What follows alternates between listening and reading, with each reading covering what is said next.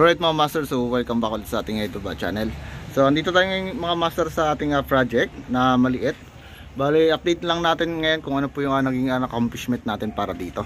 So today yung ginawa natin dito is nag-install tayo rito ng 6 branch na panel board. Ayan, so dito guys siya nakalocate kasi dito guys yung ating pinto. So kung sa tatapon yung pinto natin, so malimit sa likod na ng pinto natin para hindi siya nakakasagabal. Then nagkabit na rin tayo rito ng isang switch. Ayan. So yung control ng ating ilaw dito sa sala, tsaka yung ilaw dito sa labas sa canopy, at tsaka isang ilaw doon. So bali ano yan naka 3 gang. Ayan. Then yung mga convenience outlet natin dito, so may isang convenience outlet tayo ito mga master sa may sala. Then control lang ating switch para dito. So continuous pa lang sila dito ng pag-layout.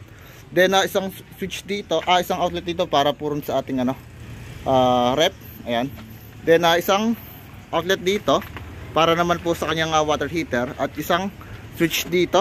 Ayan. So para sa ating CR. So kung makikita niyo mga master, bali inano ko na, sininsilan ko na pataas. Ayan. So paglatag bukas ng yan, paglalatag nila bukas ng slab, so yung mga kulamber, bali sasabay ko ng ilusot, then bubuhusan na po nila.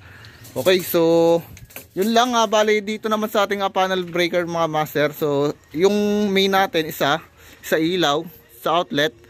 So bali pagkasamahin ko yung ilaw at outlet ng second floor, kasi yung sa ground floor natin, bali may isang saksaka lang tayo. So konti lang yung saksakan natin dito sa ground floor. So kasi yung ating mga rep tsaka yung ating heater, so separate po siya ng breaker kasi yun po ay SPO. Okay?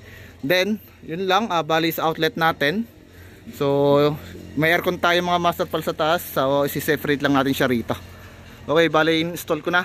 Regarding pala guys sa taas ng ating panel, bali ano to, simula sa ating finish floor, so tinaas ko po siya ng 160 cm.